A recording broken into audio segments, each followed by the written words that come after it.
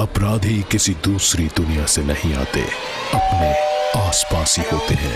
बेटी, घर कब आओगी? देखिए सुपर क्राइम टाइम, अपना ख्याल रखना। नमस्कार, IBN 7 के इस खास कार्यक्रम में आपका स्वागत है। उत्तर प्रदेश की राजनीति अपने पूरे शबाब पर आ चुकी है। तीन पार्टियों के तीन बड़े चेहरे तय हो चुके हैं कि कौन मुख्यमंत्री होगा। अब भारतीय जनता पार्टी उसके चेहरे को लेकर अटकलें मार्केट में बहुत जोर शोर से हैं। हमारे साथ बीजेपी के उत्तर प्रदेश के अध्यक्ष मौर्य साहब हैं। इन्हीं से हम पूछते हैं कृष्ण प्रसाद मौर्य जी से। इसी से एक सवाल से शुरुआत करना चाहूँगा। आपका बहुत बहुत स्वागत है। धन्यवाद। और बहुत आपका। इस पूरे डेवलपमेंट के बाद जब ये तस्वीर उत्तर प्रदेश की साफ हो गई है कि चार बड़े प्लेयर पार्टियों में से, आप माने ना माने, लेकिन कहती है, इतिहास कहता है कि उत्तर प्रदेश में चार बड़ी पार्टियां हैं, उनमें से तीन के चेहरे साफ हैं, मायावती जी, अखिलेश यादव जी और शीला दीक्षित जी।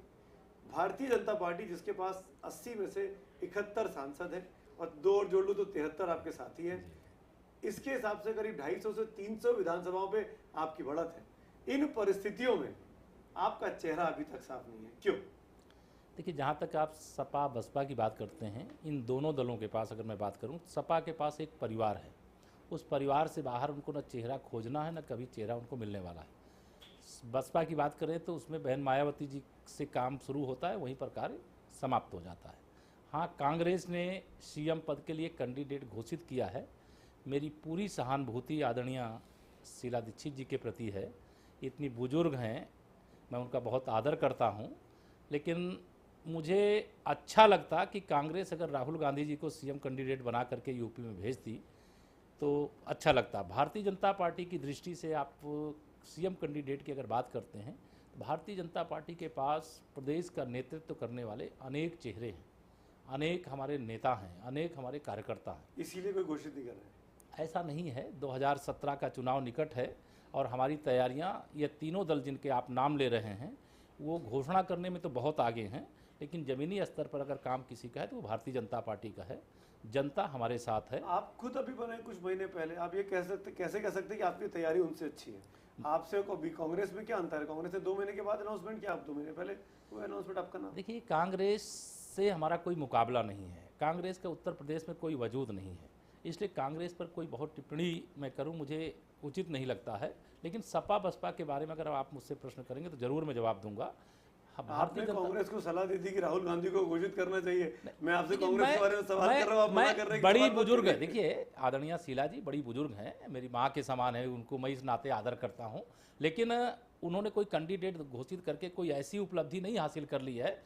अभी मैं एक व्हाट्सएप पे एक मैसेज आया, महिला मुस्लिम, आप जो ब्राह्मण मुसलमान का जो कॉम्बिनेशन कांग्रेस खेल रही है, गुलाम नबी आज़ाद को प्रभारी बना के, शीला दीक्षित को वहां से लाके, आपको लगता नहीं कि आपके अपने ब्राह्मण वोट बैंक पर, अगड़े वोट बैंक पर सीधे सीधे चोट करने की कोशिश है ये? आप लोग मौर्य साहब को बना रहे हैं अध्यक्ष आपकी पार्टी, और आपकी पार्टी में कोई अगड़ा कोई दिख ही नहीं रहा है कहीं पे जो आपका वोट बैंक था। भारतीय जनता पार्टी अगड़े पिछड़े ऊंचे और नीचे की राजनीति नहीं करती है। भारतीय जनता पार्टी में सभी समाज का नेतृत्व है, सभी समाज के नेतृत्व करता हमारे सब पदाधिकारी कार्यकर्ता हैं और उत्तर प्रदेश को विजय प्राप्त करने में पूरी तरह से सक्षम है। जातिवाद का कार्ड कांग्रेस ने सदा खेलने की कोशिश की है, लेकिन यह कार्ड उनका कतई सफल होने वाला नहीं है। मैं इसलिए कि उनसे लड़ाई नहीं है। बूथ पे होने के नाते आप नहीं चाहते कि एक लीडर हो, एक चेहरा हो, जैसे मोदी जी का चेहरा दिया 2014 में, कितनी बड़ी वेव। भारतीय जनता पार्टी का एक सिस्टम है, हमारा संसदीय बोर्ड है। मैं प्रदेश अध्यक्ष के नाते अपने राष्ट्रीय नेतृत्व को यह भरोसा प्रथम दिन से दिला रहा हूं, वह घोषित करके किसी को देंगे तो भी बहुमत की संख्या उत्तर प्रदेश की विधानसभा में भारतीय जनता पार्टी के लिए होगी, नहीं घोषित करके देंगे तब भी हमारा कार्यकर्ता बूथ जीतने के लिए। प्रदेश अध्यक्ष होने के नाते आपकी क्या इच्छा है? मैं चाहता हूं भारतीय जनता पार्टी 2017 में सरकार बनाए और जो 17 में किसको बनाए? भारतीय जनता पार्टी का कार्यकर्ता मुख्यमंत्री बने, उत्तर प्रदेश का मुख्यमंत्री बने, उत्तर प्रदेश की राजनीति करने वाला मुख्यमंत्री बने और वह भारतीय जनता पार्टी का मुख्यमंत्री हो, जिससे बार-बार आपको लगता नहीं कि आपकी नेगेटिव चला जाएगा? फेसलेस अगर आप चुनाव लड़ेंगे तो अखबारों में छप रहा है, 3 चेहरे छपते हैं, चौथे चेहरे में क्वेश्चन मार्क छप जाता है, ये आपको लगता नहीं नुकसान करने वाला है? कतई नुकसान नहीं। भारतीय जनता पार्टी लगातार बढ़त पे है, जनता का समर्थन भारतीय जनता पार्टी के प्रति है। भारतीय जनता पार्टी का कार्यकर्ता पूरे उत्साह से परिश्रम में लगा हुआ है। हमारे बूथ अध्यक्षों मेरे को की तो संरचना पूरी हो गई है। आपके आलोचकों कह लीजिए या जो आपकी राजनीति पर नजर रखते हैं मौर्य साहब, उनका ये कहना है कि आप अपनी काबिलियत की वजह से नहीं, अपने कास्ट की वजह से पार्टी ने आपको अध्यक्ष बनाया, क्योंकि आपका वीएचपी के साथ जोड़ होना, संघ के साथ जोड़ होना, ओबीसी कम्युनिटी से आना, यही वजह से अचानक से आपको निकालकर पार्टी अध्यक्ष बनाया गया। देखिए, मैं 1984 से संगठन की सक्रिय भूमिका में हूँ। मैं 1989 से होल टाइमर के रूप में तमाम सारे आंदोलनों की अगुवाई किया। मैं 2002 से भारतीय जनता पार्टी के अनेक दायित्वों का निर्वाह किया। मैं भारतीय जनता पार्टी का एक कार्यकर्ता हूं और भारतीय जनता पार्टी कार्यकर्तावादी पार्टी है, न परिवारवादी पार्टी है, न अहंकारवादी पार्टी है, न लोकतंत्र विरोधी पार्टी है। इसलिए भारतीय जनता पार्टी ने अपने कार्यकर्ता के नाते मुझको अवसर दिया। ये मेरे लिए बहुत बड़ी बात है। मेरे तमाम सीनियर्स को पीछे रखकर आपका नाम आगे बढ़ाया गया, आपको अध्यक्ष बनाया गया। बीजेपी के बड़े बड़े नेता आते हैं उत्तर प्रदेश से, खुद प्रधानमंत्री अब तो उत्तर प्रदेश के सांसद हैं। इन सब के बावजूद आपको पर ये जिम्मेदारी देना, मैं सवाल इसलिए पूछ रहा हूँ मौर्य साहब कि बीजेपी क्यों ओबीसी पर और दलित पर इतना फोकस कर रही है? क्यों बार बार ये कहा जाता है कि हमारी जो पार्टी है, जो मुकाबला है वो समाजवादी पार्टी से है? कि क्यों मायावती जी को या उनकी पार्टी को नीचे रखने की कोशिश आप लोग कर रहे हैं? मायावती जी मुकाबले से बाहर हो चुकी हैं। ये आपका सच दावा है? ये दावा नहीं, ये सच है। आप किसी बूथ पर जाइए, मायावती जी जो कहती कल हैं, आप तक बाहर हो गए। देखिए, बहन मायावती जी ने गरीबों की गरीबी बेच करके जो अमीरी अर्जित कर ली है, इसके कारण वो अशांत भी हैं और उनको शांति मिलने वाली भी नहीं है।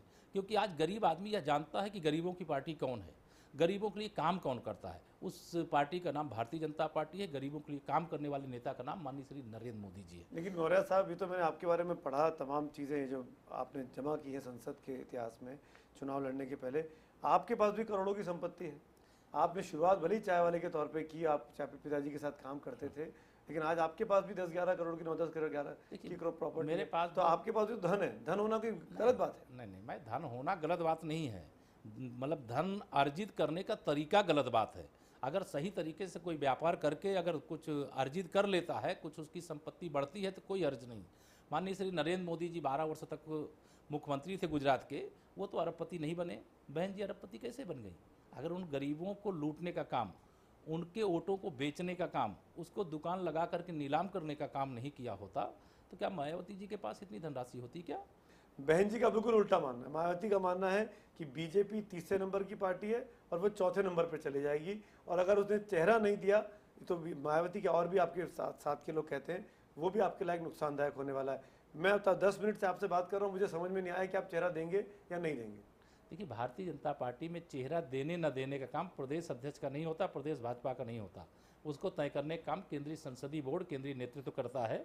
नेतृत्व जो भी फैसला करेगा, मैं जरूर इस बात को विश्वास दिलाता हूँ, देंगे चेहरा तो भी सरकार बना करके देंगे, नहीं देंगे तो भी सरकार बनाने के लिए संख्या देने का काम करेंगे। ठीक है, आप संख्या जब देने की बात करते हैं, इसका मतलब आप 200-250 सीटों की बातें कर रहे हैं। हम 265 प्लस, यह एक नारा है। इस नारे को लेकर के भारतीय जनता पार्टी कार्यकर्ता आगे बढ़ चुका है और बहुत आगे बढ़ चुका है। जनता का समर्थन लगातार भाजपा, क्योंकि भ्रष्टाचार से मुक्ति भाजपा दिला सकती है, गुंडागर्दी से मुक्ति भाजपा दिला सकती है, भय मुक्ति भाजपा दिला सकती है, माताओं बहनों का सम्मान भाजपा कर सकती है, नौजवानों को रोजगार भाजपा दे सकती है, किसानों के लिए उनकी समस्याओं का समाधान भाजपा कर सकती है। आपको लगता नहीं कि तीनों पार्टियां जो आपके विरोधी हैं उत्तर प्रदेश में, सपा, बसपा और कांग्रेस, उनका एकमात्र ध्येय ये जो लगता है वो बीजेपी को रोकना है? जैसे बिहार में हमने देखा, एक वहाँ तो औपचारिक तौर पर टाई अप हो गया आरजेडी, जेडीयू और कांग्रेस के बीच, यहाँ पे हालांकि टाई अप नहीं है, पर ये जो सपा बसपा का आपस में जो लड़ाई है, इसका फायदा आपकी पार्टी कैसे उठाएगी? इस वोट बैंक को आप कैसे अपनी तरफ मोड़ेंगे? देखिए, हम जनता की सच्चे मन से सेवा करते हैं और इसका प्रमाण माननीय मोदी जी के नेतृत्व में 2 साल की सरकार जो विकास पर्व के माध्यम से हमने जनता के लिए काम किया, उसका हिसाब जनता को देने का काम किया। आज जिस गरीब के घर में गैस का चूल्हा, गैस का सिलेंडर, गैस का रेगुलेटर पहुंच गया आज़ादी के 68 साल बाद, जिस गांव के अंदर आज़ादी के 68 साल बाद बिजली पहुंच गई, जिस गांव के अंदर किसानों को अनेक प्रकार की राहत प्रदान करने की प्रधानमंत्री फसल भी, मैं बार बार यह कहता हूं कि उत्तर प्रदेश की जो सरकार है वह काम नहीं करती। सपा और बसपा में कोई अंतर नहीं है। मैं ये जानना चाहूँगा आपसे, अखलाक वाले मामले में अब आपकी पार्टी की रणनीति क्या होगा? अब तो कोर्ट ने कह दिया कि FIR होनी चाहिए गोकशी के मामले में, अखलाक के परिवार पर, अब आप क्या कहेंगे? देखिए, मैं पहले दिन से कह रहा हूँ, आज भी वही बात दोहरा रहा हूँ कि उत्तर प्रदेश सरकार और उसके मुख्यमंत्री मुस्लिम तुष्टीकरण की घटिया राजनीति करते हैं। अन्यथा उनका लैब है, उनके लैब की रिपोर्ट है, और उस रिपोर्ट के आने के बाद यह जब साबित हो जाए कि अखलाक के घर से बरामद हुआ मांस कोई और मांस नहीं बल्कि गाय का मांस था, गौवंश का मांस था, तो मुकदमा तुरंत इनको दर्ज करके कार्रवाई शुरू करनी चाहिए थी। माननीय न्यायालय ने आदेश दिया, मुकदमा दर्ज हुआ, न्यायालय के आदेश का स्वागत है, मुकदमा दर्ज हुआ, इसका भी स्वागत है, अब कार्रवाई होनी चाहिए। राजनीतिक तौर पर अब आपकी पार्टी इस मामले को कैसे आगे बढ़ाएगी? देखिए, क्योंकि आपकी पार्टी से जुड़े हुए लोग थे जिन पर ये आरोप लगा, जिन पर ये कहा गया कि भाजपा से साथ हैं वो लोग। देखिए, आपको लगता है कि इस कोर्ट के फैसले के बाद वो जो दाग आपके दामन पर, आपकी पार्टी के दामन पर लगा था, वो धुल गया होगा? नहीं, कोई दाग नहीं लगा था, वो तो एक सुनियोजित साजिश थी इस देश के अंदर। जब कहीं उनको लगा कि भारतीय जनता पार्टी की ताकत लगातार बढ़ रही है, वह ताकत कैसे घटे। इस देश के अंदर एक बड़ी संख्या में ऐसे तत्व भी हैं जिन्होंने इस प्रकार की बातों को लेकर के आगे बढ़ने का काम किया कि भारतीय जनता पार्टी, घटनाएं तो उत्तर प्रदेश के अंदर बहुत सारी घटी हैं। अखिलेश यादव जी के शासनकाल में इतने बड़े बड़े दंगे हो गए, इतनी बड़ी बड़ी घटनाएं हो गई, इसको रोक पाने में विफल रहे हैं या मुख्यमंत्री। और ऐसी कोई घटना, अगर इस घटना को लेकर के समय से प्रदेश की सरकार ने कार्रवाई की होती तो क्या इस प्रकार की घटना घटती? मैं तो प्रदेश सरकार को पूरी तरह से जिम्मेदार मानता हूं। आप कैसे जायज ठहरा देंगे कि अगर मान लीजिए अखलाक के घर में गौमांस भी था, तो इसका मतलब भीड़ घुस के मार देगी? इसका मतलब भीड़ कानून को हाथ में ले लेगी? नहीं, भीड़ कानून को हाथ में नहीं लेगी, लेकिन यह शासन और प्रशासन की जिम्मेदारी है कि इस प्रकार की परिस्थिति से अगर वो अवगत है तो समय पर कार्रवाई करना चाहिए कि ऐसी घटना न घटने पावे। और उत्तर प्रदेश की सरकार, जब से श्री अखिलेश यादव जी ने शपथ ग्रहण किया, इनके शपथ ग्रहण वाले दिन इनके शपथ ग्रहण समारोह में उपद्रव शुरू हुआ, और वो उपद्रव आज भी रुका नहीं है, क्योंकि उपद्रव को ही यह अपनी ताकत मानते हैं।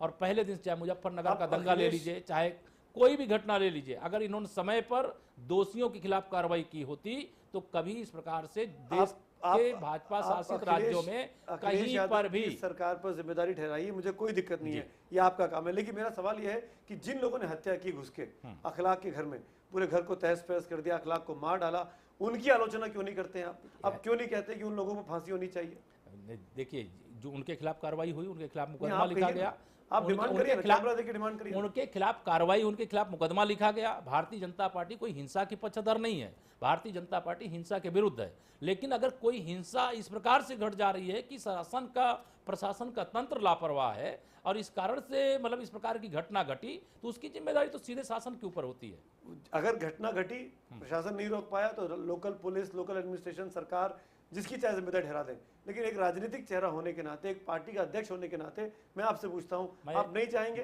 कि जिन लोगों ने हत्या की है उनको फांसी होनी चाहिए? मैं यह मानता हूं कि उत्तर प्रदेश के अंदर गौवंश रक्षा की दृष्टि से एक कानून बना हुआ है, उस कानून का सख्ती से पालन होना चाहिए। आज से इस पर कदम सरकार को उठाना चाहिए कि उत्तर प्रदेश के अंदर गौवंश की तस्करी को लेकर के, गौवंश की हत्या के मामले को लेकर के कोई भी ऐसी घटना न घटने पावे। अगर सत्ता के संरक्षण में अपराध किसी भी प्रकार के, चाहे वो गौवंश से जुड़े हों, चाहे अन्य प्रकार के अपराध हैं, अगर उन अपराधों को सत्ता का संरक्षण प्राप्त होगा तो निश्चित तौर से इस प्रकार की घटना के लिए सरकार जिम्मेदार मानी जाएगी। लेकिन कोई इस प्रकार की घटना को अंजाम देता है तो कानून के हिसाब से जो कार्रवाई उसके खिलाफ होनी चाहिए वो हो रही है। संभल कर बोल रहे हैं जी, आप संभल कर बोल रहे हैं, आप अभी भी फांसी की बात, सजा देने की बात नहीं कर रहे। की बात करेंगे अगर घटना का विषय, जिस विषय को लेकर के गौमांस जिसने खाया, जिसने रखा, उस पर भी कार्रवाई हो, ये नहीं कह सकते आप? ये आप कह रहे हैं जिसने गौमांस रखने वाले की हत्या कर दी, उसके खिलाफ कार्रवाई? उसके खिलाफ तो कार्रवाई जिस समय होनी चाहिए उस समय नहीं हुई। लैब की रिपोर्ट आ गई, जब कार्रवाई उस परिवार के खिलाफ होनी चाहिए तब नहीं हुई। भारतीय जनता पार्टी लगातार मांग करती रही, तब नहीं हुई। क्या आप चाहेंगे स्मृति ईरानी जी आके कैंपेन करें? और क्योंकि बड़ी चर्चा है कि प्रियंका गांधी कैंपेन करने वाली हैं दिसंबर जनवरी में, आपकी रणनीति को देखकर कांग्रेस अपने तुरुप के पत्ते को उतारने के बारे में सोचेगी। पिछली बार जिस तरीके से राहुल गांधी का मुकाबला किया स्मृति जी ने, आप चाहेंगे स्मृति जी आए और प्रियंका जी का मुकाबला करें? देखिए, जहाँ तक स्मृति जी की बात है या हमारे किसी भी राष्ट्रीय नेता की बात है, हमारे सारे राष्ट्रीय नेता आवें, इसका मैं प्रयास भी करूंगा। और उत्तर प्रदेश के अंदर फिर मैं दोहरा रहा हूं, कांग्रेस से हमारी लड़ाई नहीं है, कांग्रेस का यूपी में कोई वजूद नहीं है। हमारी मुख्य लड़ाई समाजवादी पार्टी के साथ है। बसपा लड़ाई से बाहर हो चुकी है, उनके दल में भगदड़ मची है, रोज मतलब कोई ना कोई छोड़ करके उनको भाग रहा है। समाजवादी पार्टी के जो विधायक हैं उनके अंदर बेचैनी है। 2017 उनके हाथ से आप जाने सब वाला बोल है। रहे हैं। आप स्मृति ईरानी जी का बताइए ना नहीं, कि वो स्मृति ईरानी जी आएंगी आएंगे क्या? उत्तर प्रदेश में, कैंपेन करेंगी वो? निश्चित करेंगी, हमारी राष्ट्रीय नेता हैं। बड़ी स्तर पर कैंपेन करेंगे नहीं, लगा जिस कई स्तर सारी पे रैलियां। जरूरत प्रदेश भारतीय जनता पार्टी महसूस करेगी, जहां महसूस करेगी वहां उनके दौरे कराएंगे, क्या उनके वो कार्यक्रम चेहरा हो कराएंगे। सकती हैं? ये तो केंद्रीय नेतृत्व तय करेगा। क्योंकि चेहरा आपने कहा उत्तर प्रदेश से होना केंद्रीय चाहिए, नेतृत्व तय करेगा, वह प्रदेश भाजपा का काम नहीं। क्योंकि कई बार हमने देखा दिल्ली में ऐसे अचानक किरण बेदी जा गई थी बाहर से। आपको लगता है कि कोई ऐसा चेहरा भी आ सकता है, देखिए, ऐसा चेहरा पार्टी के काडर को एक्सेप्टेबल होगा? मैंने आपको बताया ना, भारतीय जनता पार्टी में इस बात का फैसला केंद्रीय नेतृत्व करता है कि लाना है कि नहीं लाना है, और लाना है तो किसको लाना है। मैं बार बार यह दोहरा ये रहा हूँ, असमंजस है? नो, या कर- कोई असमंजस नहीं। भारतीय हम जनता करें तो पार्टी का क्या? कार्यकर्ता ही मुख्यमंत्री पद का प्रत्याशी है। बूथ जीत करके देगा, हम विधानसभा जीतेंगे, विधानसभा जीतेंगे तो उत्तर प्रदेश अभी जीतेंगे। आपने असम में चेहरा दिया, आपको फायदा मिला। आपने पहले चेहरा नहीं दिया, बिहार में तो नहीं मिला फायदा। नहीं, हमको हरियाणा में कैसे फायदा मिल गया, हमको महाराष्ट्र में कैसे फायदा मिल गया, हमको झारखंड में वो तो कैसे बहुत फायदा पुरानी मिल बात गया। है, मैं तो ताज़ी बात नहीं, कर रहा हूँ। पुरानी बातें नहीं हो गई। वो तो बहुत पुरानी सब बात है। नई उसके बातें बाद तो हैं। आपने किरण बेदी दिया, नहीं चली आपकी। ठीक फिर है, आपने बिहार में छोड़ अगर दिया। हम मतलब ऐसे 4 मामले आए, 5 चुनाव आए, 5 में हमने 4 में नहीं दिया, वहां भी सफल हुए, 1 में दिए वहां भी सफल हुए। ये पार्टी की रणनीति है। हमें जिस प्रकार से अपने प्रतिद्वंदी को परास्त करने की योजना बनानी पड़ेगी, रणनीति बनानी पड़ेगी, वो हम बनाएंगे और विरोधी को परास्त करके उत्तर प्रदेश को सुशासन देने का काम करेंगे। गुंडागर्दी, भ्रष्टाचार, अपराधीकरण, माफियागिरी से प्रदेश को मुक्त कराना है। मायावती जी कई बार मुख्यमंत्री रह चुकी हैं, शीला जी बड़ी एक्सपीरियंस है, 3 बार दिल्ली की मुख्यमंत्री रही, अखिलेश जी 1 बार रह चुके। आपको लगता है कि कोई बड़ा कद्दावर नेता देना चाहिए सामने, जैसे राजनाथ सिंह जी हो गए? आप मुख्यमंत्री भारतीय जनता पार्टी का बनेगा, ये तो आपको मैं विश्वास। आप मुख्यमंत्री को लेकर भाजपा के बहुत चिंतित दिखाई दे रहे हैं मुझे, लेकिन भाजपा का ही मुख्यमंत्री मैं तो पार्टी के 2017 में अध्यक्ष के साथ बनेगा बैठा हूं, मेरे हिसाब से और सबसे 2017 में बनेगा। सबसे बड़ा नेता आप हैं, तो वो आप नाम बताएंगे मुझे। भारतीय जनता पार्टी का मुख्यमंत्री 2017 में बनेगा।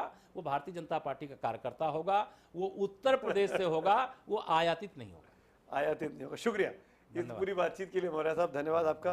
तो कुल मिलाकर एक चीज समझ में आती है बीजेपी की रणनीति के तौर पर कि जो भी नेता होगा उत्तर प्रदेश में चेहरे के तौर पर अगर दिया गया या नहीं भी दिया गया, तो जो भी होगा वो बाहर ही नहीं होगा, वो उत्तर प्रदेश का होगा। पार्टी अध्यक्ष ने साफ तौर पर, मौर्य साहब ने बात IBN 7 पर आज की है। इसी नोट पर बहुत बहुत शुक्रिया आपका हमारे साथ वक्त निकालने के लिए। आज इस खास मुलाकात में इतना ही, लेकिन IBN 7 पर खबरें आगे भी जारी।